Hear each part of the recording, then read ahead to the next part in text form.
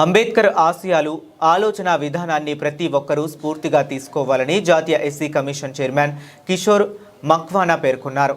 ఇక ధవళేశ్వరంలోని ONGC ఏసిట్ work shop ప్రాంగణంలో రాజ్యాంగ నిర్మాత డాక్టర్ బిఆర్ అంబేద్కర్ కాంస్య విగ్రహాన్ని చైర్మన్ ఆవిష్కరించి విగ్రహానికి పూలమాల వేసి ఘనంగా నివాళులు అర్పించారు. ఈ సందర్భంలో చైర్మన్ కిషోర్ మక్వానా మాట్లాడుతూ డాక్టర్ బిఆర్ అంబేద్కర్ను రాజ్యాంగ నిర్మాతగాను దళిత నాయకుడిగాను ప్రపంచ నేతగా గుర్తించాల్సిన అవసరం ఉందని తెలిపారు. ఆయన ఒక వ్యక్తి కాదని మహాశక్తి అని, అటువంటి మహానేత విగ్రహాన్ని ఆవిష్కరించడం తమకు దొరికిన అదృష్టంగా భావిస్తున్నానన్నారు. మానవాళిలో అందరిలో ప్రవహించేది ఒకే రక్తం అని, కుల మతాలకు అతీతంగా సమాజాన్ని స్థాపించినప్పుడే అభివృద్ధి సాధ్యమవుతుందని తెలిపారు. దేశమే మొదటి ప్రాధాన్యత అని, అణగారిన వర్గాల అభ్యున్నతికి తన జీవితాన్ని అంకితం చేసిన వ్యక్తి బాబాసాహెబ్ అంబేద్కర్ అని కొనియాడారు. విద్య, ఉత్తమ వ్యక్తిత్వం, నిరంతర కృషి ద్వారా సమాజంలోని అసమానతలను తొలగించవచ్చని, యువత కేవలం డిగ్రీల కోసం కాకుండా సామాజిక స్పృహతో విద్యను అభ్యసించాలని, దళిత యువత ఉద్యోగాలకే ఆధారపడకుండా తమ నైపుణ్యాలను, సామర్థ్యాలను మెరుగుపరుచుకుని సంస్థలను స్థాపించి వ్యాపారవేత్తలుగా అభివృద్ధి చెందాలని చైర్మన్ ఆకాంక్షించారు.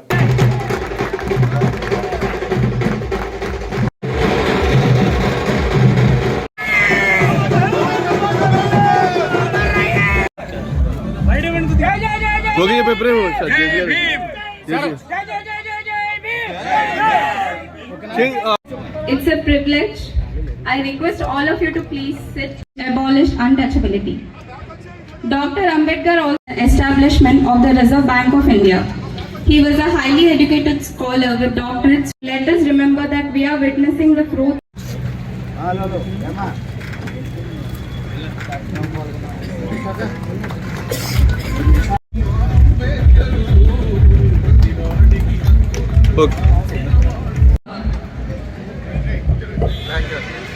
Equality, justice and human dignity that he stood for.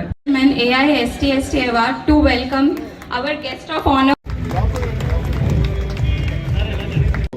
ఇక్కడ ఈ అంబేద్కర్ స్టాచ్యూ ఇనాగరేషన్ కి మనం పిలవడము, దానిలో పాల్గొనడం చాలా గర్వకారణం. ఎందుకంటే మీ అందరికీ తెలుసు,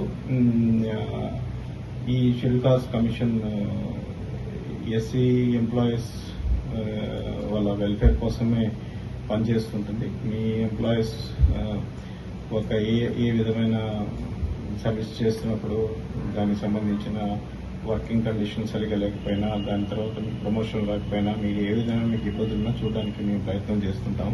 ఇదే కాకుండా ఎంప్లాయీస్ కాకుండా బయట ఎవరైతే ఎస్సీస్ ఉన్నారో వాళ్ళకి ఏ విధంగా సరే వ్యవసాయం కానివ్వండి, బిజినెస్ కానివ్వండి, లేక సొసైటీలో ఏమైనా బాధ జరిగినా సరే మేము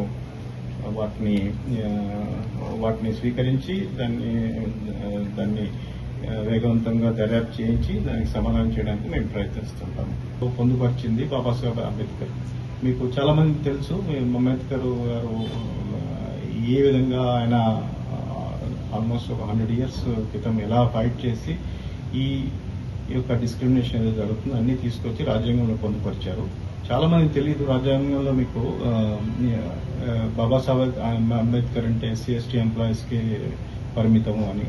బట్ ఆయన ఆలోచన ద్వారా దృక్పథాలు కొన్ని వేల సంవత్సరాల వరకు ఉంటాయి. ఎందుకంటే ఇండియాలో మీరు చూసుకుంటే ఈ లేడీస్కి అయితే ఏదైతే ఉందో ప్రాపర్టీ రైట్స్ ఉండేవి కాదు. ఆయన ఎస్సీ ఎస్టీ ఎంప్లాయీస్ కన్నా ఎంటైర్ ఉమెన్ కి ప్రాపర్టీ హక్కులు ఇచ్చి దాని తర్వాత ఉద్యోగం చేయించడానికి కూడా ఆయన కారకయ్యారు. సో అదేవిధంగా ఈయన ఒక ఎస్సీ ఎస్టీ ఎంప్లాయీస్ కాదు, ఫస్ట్ టైం మీకు లేబర్ రిఫార్మ్స్ కూడా ఈయన స్టార్ట్ చేశారు. వర్కింగ్ కండిషన్ ఎలా ఉండాలి, అందరికీ సంబంధించి ఇవన్నీ ఆయన చేసిన పనులు చాలా వరకు మొత్తం సమాజానికి ఉపయోగించే పనులు.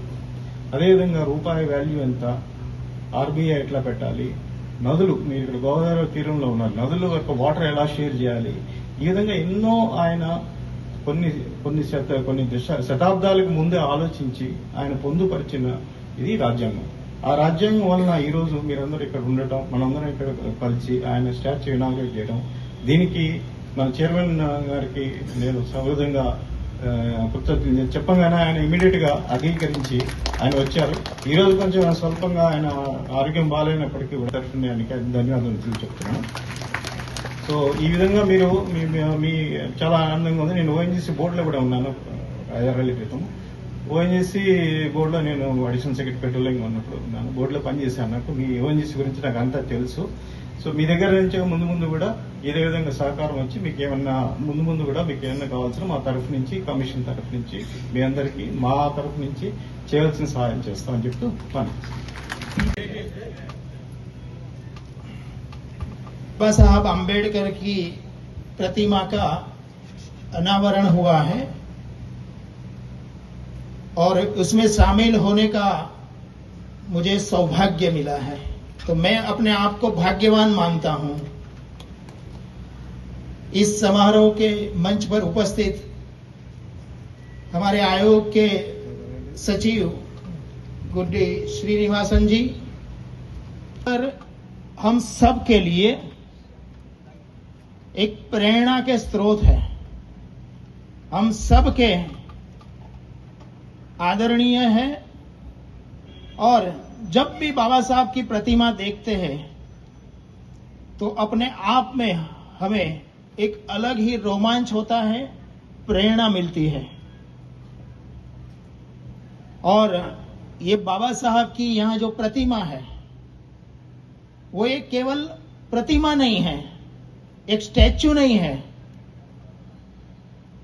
बाबा साहब आम्बेडकर एक ऐसी वैश्विक प्रतिभा है, एक सूर्य के समान एक तेजस्वी, एक बौद्धिक प्रतिभा है। हम सब जानते हैं कि पूरे दुनिया में महात्मा गांधी, खास करके अमेरिका में स्वामी विवेकानंद काफी पॉपुलर है, मगर विश्व की सबसे प्रसिद्ध यूनिवर्सिटी कोलंबिया यूनिवर्सिटी में केवल एक ही महापुरुष की प्रतिमा है और वो है बाबा साहब आम्बेडकर की। ध्यान में रखनी चाहिए कि ये प्रतिमा वो दलितों के नेता थे इसलिए नहीं है, ये प्रतिमा है एक वैश्विक बौद्धिक प्रतिभा के कारण है। वो नॉलेज और पावर थे इसलिए ये प्रतिमा है। ये सब हमें ध्यान में रखना चाहिए कि अगर आपके अंदर बौद्धिक प्रतिभा है, तेजस्विता है, ओजस्विता है, तो दुनिया में एक अनुसूचित जाति में जन्मे व्यक्ति की भी प्रतिमा वैश्विक स्तर पर प्रस्थापित होती है। ये हम सब ने देखा है।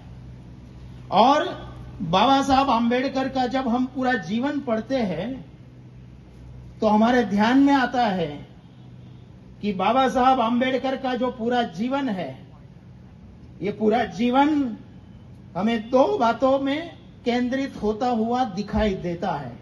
जो शोषित, पीड़ित और जिनको शताब्दियों से न्याय से वंचित कर दिया था, ऐसे समाज के लिए अपना पूरा जीवन समर्पित कर दिया।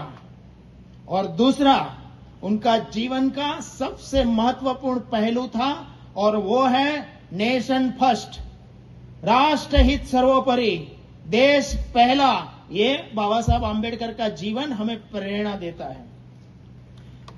और बाबा साहब आम्बेडकर मानते थे कि भारत की जो भी समस्या है, ये समस्या सामाजिक एकता, सामाजिक समता, सामाजिक समरसता, सामाजिक एकत्व और भातृभाव के आधार पर ही भारत की समस्या का निदान होगा।